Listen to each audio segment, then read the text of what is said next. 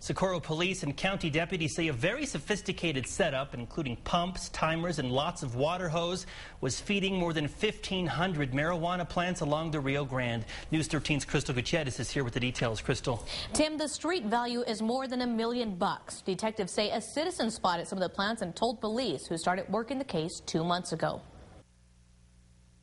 If you walk through it, you'll find where they had each individual plant growing. It's possibly the most sophisticated. The timers are all set up to certain times to water. Most elaborate. You see more trails going back through there. Marijuana operation ever in Socorro County. Someone set up solar panels, water pumps, batteries, and yards of hose at all 3 sites detectives cleared away today.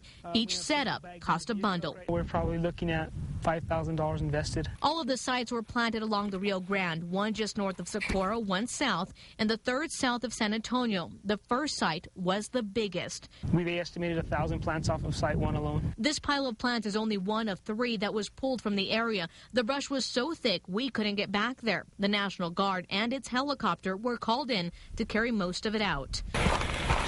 At the second site, police had to cut out this path just to find the first set of plants. Then more hidden paths led police to even more crops. But natural growth wasn't the only thing the suspects relied on. Police say the suspects also built these brush barriers out of thorny twigs and cut up trees just to keep the cattle out. But it also kept their crops a secret.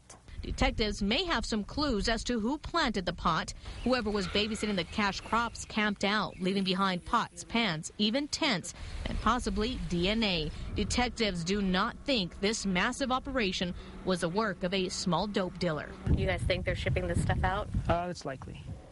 Detectives say as they approached the first site, one man ran from a tent in the area and got away. Detectives say they moved on the bus now because that crop was almost mature enough to be dried, bagged, and sold on the streets. Tim? Thank you, Crystal. Socorro police were joined by the Socorro County Sheriff's Department, State Police, and the National Guard.